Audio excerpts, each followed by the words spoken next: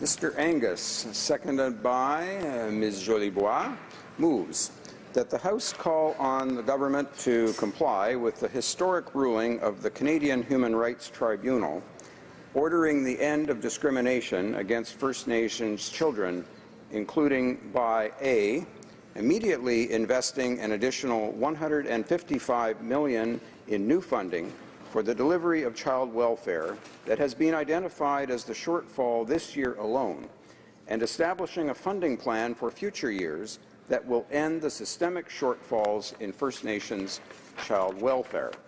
B. Implementing the full definition of Jordan's Principle as outlined in a resolution passed by the House on December 12, 2007. C. Fully complying with all orders made by the Canadian Human Rights Tribunal and committing to stop fighting Indigenous families in court who are seeking access to services covered by the federal government, and all pertinent documents related to the overhaul of child welfare and the implementation of Jordan's Principle. Debate. The Honourable Member for Timmins, James Bay. Thank you, Mr. Speaker. I'm very proud to launch this debate this morning to put an end to the systemic and racist discrimination against Indigenous youth. But I'm very disturbed that it is necessary to force a debate in the House of Commons in order for the government to recognize its legal obligations to comply with the historic decision of the Canadian Human Rights Tribunal. The Prime Minister is also the Minister for Youth, and he told Canadians that his priority would be repairing the relationship with First Nations. Unfortunately, the government continues to delay action in response to the tribunal's ruling, which ordered immediate action be taken. Since the decision, the government has twice ignored its orders. What part of the word immediate does the Prime Minister not understand? Because of the government's lack of urgency, it is now the responsibility of this Parliament to ask the government to comply with the legal obligations they have to protect Aboriginal youth who continue to suffer under a broken and underfinanced system. Across Canada, there are young Aboriginal youth who are dying every day of despair. They live in underfinanced schools with inferior health services and unmet promises by this government. What nation squanders the hopes and dreams of its children? As a nation, our best resource is the potential of our children.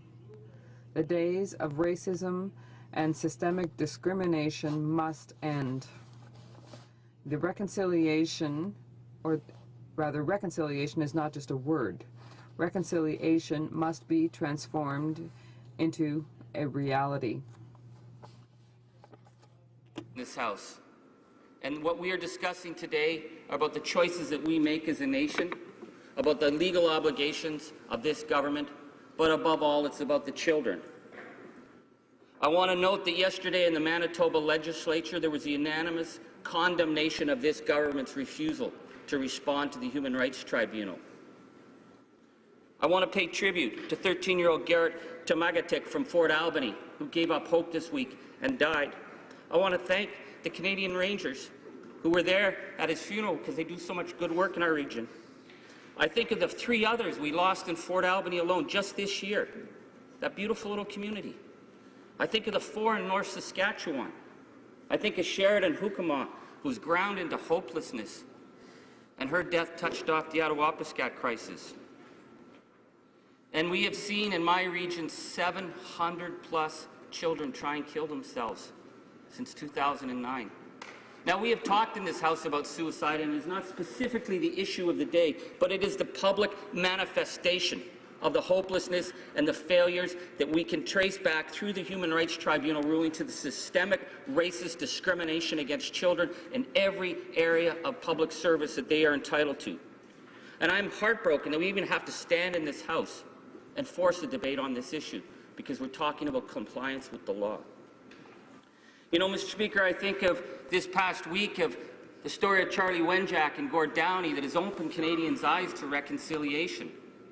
But there are hundreds of thousands of Charlie Wenjacks across Canada trying to find their way home now, trying to find their way home to hope, trying to find their way home to identity, and the 163,000 Charlie Wenjacks who want to come home to their families and are in a broken and badly underfunded child welfare system.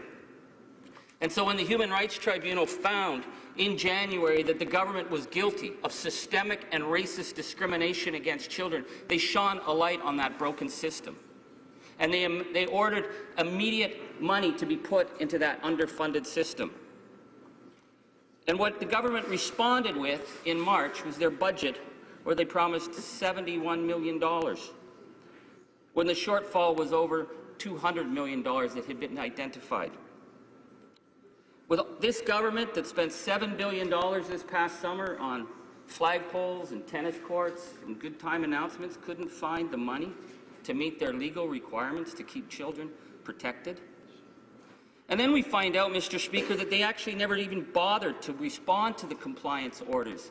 They simply brought forward numbers that had been put together by the Department of Indian Affairs in the dying days of the last government. So when they say they responded to their tribunal, no, they continue to ignore it. So what does this mean, Mr. Speaker, for children on the ground? There have been over 2.6 million sleepless nights for children who've been away from their families since the tribunal ruling. We find stories that connect the broken child welfare system to the hopelessness and deaths of children. Tina Fontaine, taken from her family and found in a bag in the Winnipeg River. We think of Isaiah Kopanens of Grassy Narrows, whose little brother died from mercury poisoning. And mercury, one of the effects of mercury apparently is the effects of depression. And so she ended up needing help. But under the broken child welfare system, they didn't help her and her family. They took her and put her into foster care. So the poor little girl ended up dealing with police, ended up on the streets, was put in a hospital one night with no oversight, no adult to look after her, walked out and they found her body later. You know, Mr. Speaker, they say a nation isn't conquered until the hearts of its women are on the ground. And how do they get the hearts of the women on the ground? They take their children. That was what the white conquerors figured out first off, and it's happening today. And I talked to a mother the other day and she said, how do I sleep at night when I don't know where my babies are? So we see recently in British Columbia horrific levels of sexual abuse against children in the child welfare system, the vast majority of them being Indigenous children. We see in Alberta studies where over 741 children died who have been involved in the child welfare system between 1999 and 2003. And the vast majority of them were First Nation children. And Raven Sinclair told the Calgary Herald there was nothing accidental about these shocking deaths. She said, there are an incredible number of kids dying every year. This isn't an accident. It's not a fluke of statistics. It's happening year after year. The other thing, Mr. Speaker, that they were ruled on was Jordan's principle, and we voted in this House for the principle for Jordan River Anderson, the little boy who died in a hospital and never got home because the feds in the province argued about jurisdiction. And this House passed the full motion saying that all children, First Nation children, should be eligible for medical services. And this government is at the Human Rights Tribunal now arguing what that means. So they're saying, okay, we will agree that children who are badly handicapped on reserve, oh, we'll pay for their treatment, but other children, nah, we'll continue to fight. So what does that look like to children? Well, we'll give you the example in 2011 of Pictou Landing First Nation, where they almost bankrupted themselves trying to fight to get home care for a badly handicapped little boy. And the government had their case thrown out because the justice recognized that the government had supported Jordan's principal, so they couldn't actually deny this child care. And they went to appeal, and they actually wanted the family to pay the government's court costs. We see through the tribunal the ruling that internal documents in 2012 where Health Canada said that a child who needed a special bed to keep from suffocating, that Health Canada wrote on the report, absolutely not, and the doctor had to pay for it. So the new government's saying, well, those cases we will deal with. We'll accept that. Now we'll be in compliance. But other children will continue to be denied. And on the very day that this ruling came down, the Health Minister's Department turned down the third-round appeal for special orthodontic surgery for a little girl from Alberta. At the time, the Health Canada denial rates for orthodontic appeals were 80% in the first round, 99% in the second round, and a full 100% in the third round. Tell me that's not systemic denial of service to children? But get this, with this new government, it's gotten worse. It's now 99% denials in the first round for orthopedic surgery, 99% in the second level, and 100% in the third level.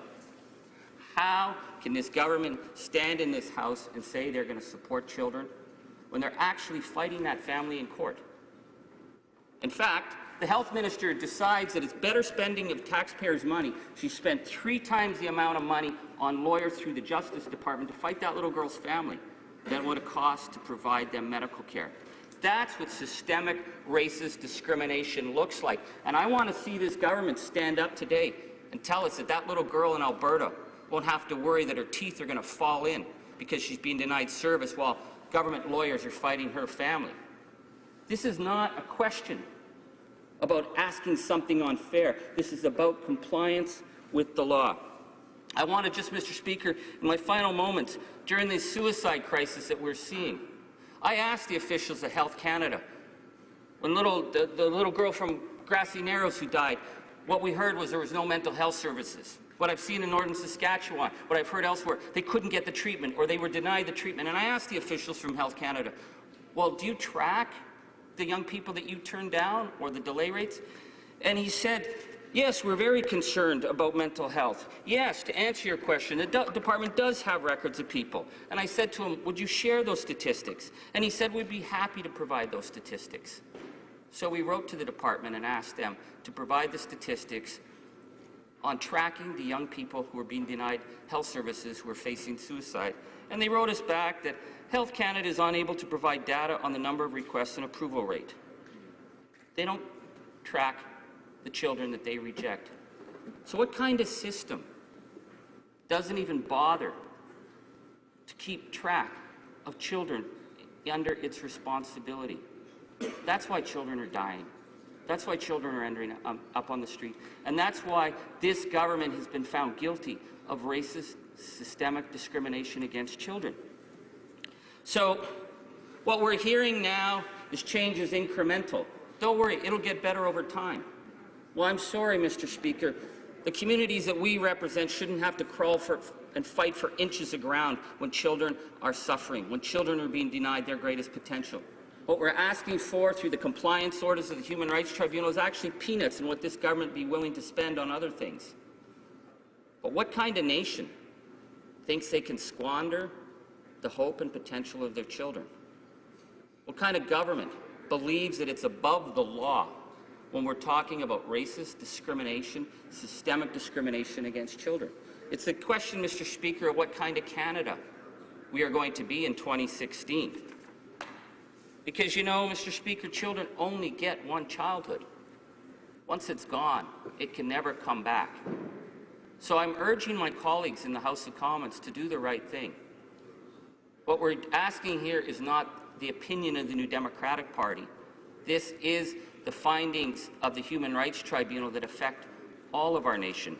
And we can do better as a nation, Mr. Speaker, if we're willing to put the needs of the children first. And you know, Mr. Speaker, at the beginning, I spoke about the young children that we've lost. I don't want to come in here to do another motion in the name of a child that was lost because of systemic laziness. I want us to be promoting the children who are going to go on and create the kind of Canada that we need. But until we see this government actually recognize that they have legal responsibilities, that they have to meet these terms that have been laid out, the full implementation of Jordan's principle, that they stand up in court and say they will no longer fight families in court, that they will meet that shortfall in child welfare that has been identified this year as $155 million. And they'll explain to the Canadian public why they didn't even bother to crunch numbers in response to the Human Rights Tribunal. They just pulled off a set of numbers off the shelf and handed it off and pretended that it was theirs. It's like stealing someone else's homework and thinking that you're going to get someone patting you on the back. It's not acceptable. The $71 million this year doesn't cut it. The amount of money they put aside next year doesn't cut it. It doesn't meet the shortfalls that have been identified. And they need, and this is the final element of our motion, they've been told to come forward with the documents to prove whether or not they actually have been studying this at all, or they're just making numbers up out of thin air. And I would like to believe, I have enormous respect for the Indigenous Affairs Minister, and I know she wants to support this motion. But I also know that the Prime Minister gets his advice from Michael Wernick. That's the man who has the Prime Minister's ear. And Michael Wernick fought the legal case against Cindy Blackstock tooth and nail for 9 years.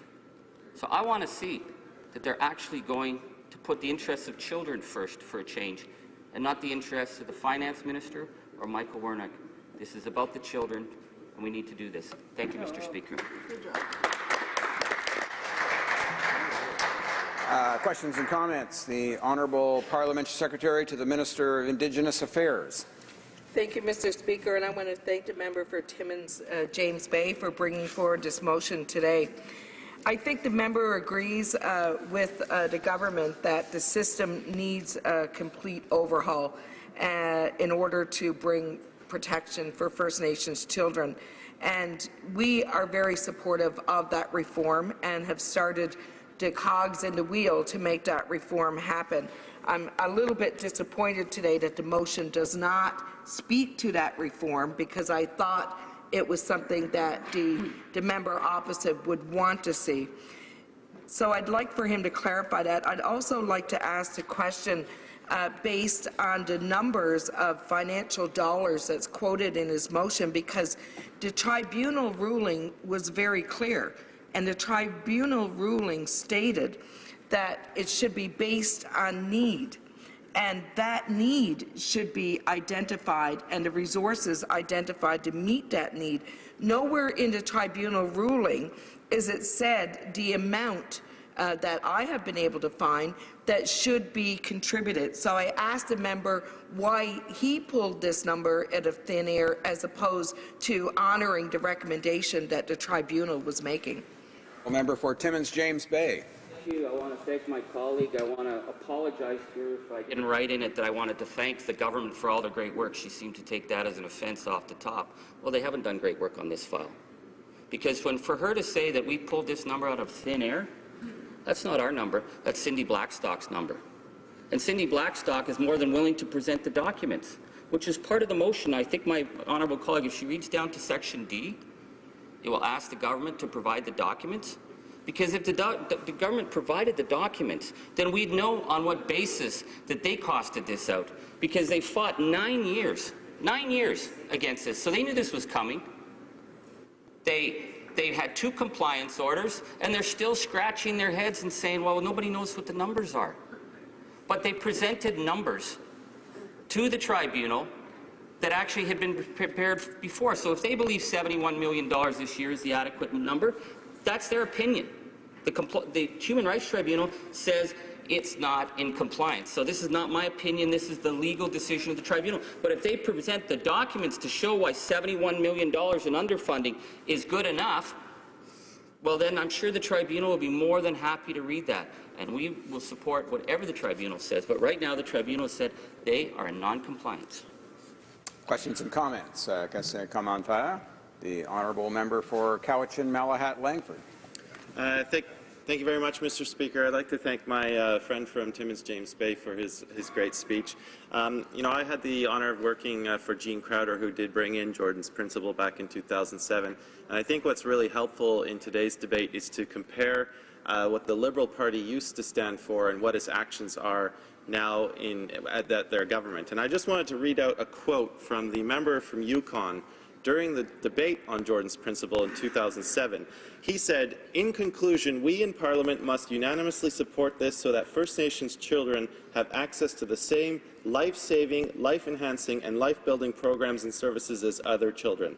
Let us not ever again have a situation where a child lives his life and dies in a hospital because of bureaucratic squabbles between governments or departments." So I just wanted to read that out for the record, Mr. Speaker, and ask my friend to comment on what the Liberal Party used to stand for and what they're now doing now that they're in government. Thank you.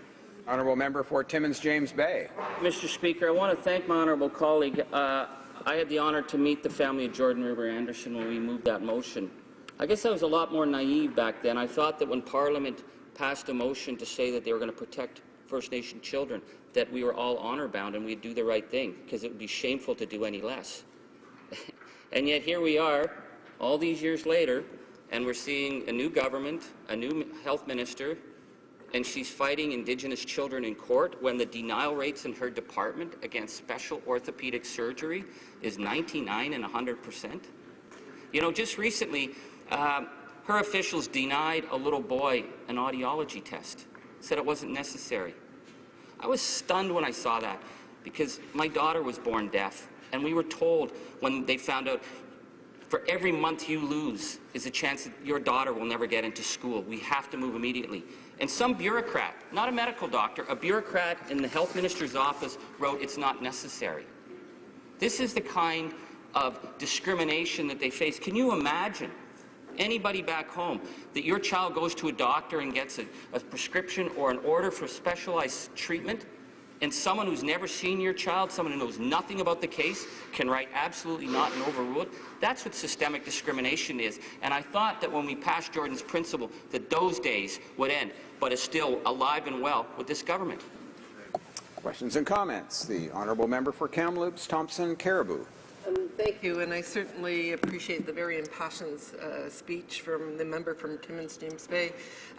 You know, it's interesting, this government is really focused right now in terms of the health accord and a battle with the provinces, trying to tell the provinces how they need to deliver health care. The federal government has responsibility for certain populations, whether it's veterans or Aboriginal children. So I think I'd like to ask my colleague, you know, can he compare, is this government doing as good a job in terms of the support that Aboriginal children need on reserve as to what someone off reserve might receive? The Honourable Member for Timmins James Bay. Well, thank you. I want to thank my honourable colleague. I work very well with her. I have enormous respect for her. What she's laid out is the fundamental issue, is that there is a complete discrepancy between the services that children on reserve are treated to and children off reserve. That's why it's systemic racist discrimination. That's what people back home need to understand. So in the case of the numerous horrific deaths of children in care in Alberta that we saw, if your child off reserve and your family has problems, it's a lot cheaper, a lot more proactive, and a lot better in the long term to give your family support in the home. And that's a common practice in the provincial systems.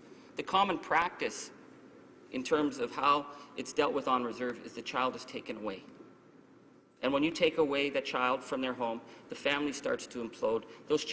Many of these, we see children who end up on the street, children who end up being trafficked. You have to build the family. And that's the fundamental reason it's broken, is because there's not even the financing to support the family on reserve so these children can grow up and be who they should be. And yet non-Native families, that is often, they know the solution is you have to support the family. So this is the discrimination we're talking about, and I want to thank my honourable colleague for bringing this up. Questions and comments. The Honourable Parliamentary Secretary to the Government House Leader. Yes, thank you, Mr. Speaker. I appreciate the comments from the member, but I really think that we're missing out on an opportunity. You know, one of the things I've noticed about this minister is that she has a genuine caring heart for First Nations and Indigenous people. If we take a look at the magnitude of the problem, one of the last questions I ever asked, I was served in the Manitoba Legislature for over 18 years. The last issue that I raised in substance was dealing with the children of our province. Over 10,000 children that are in foster care. the magnitude and the seriousness of the problem is incredibly difficult to actually gauge. What we need, Mr. Speaker, is genuine reform. We need to go beyond this.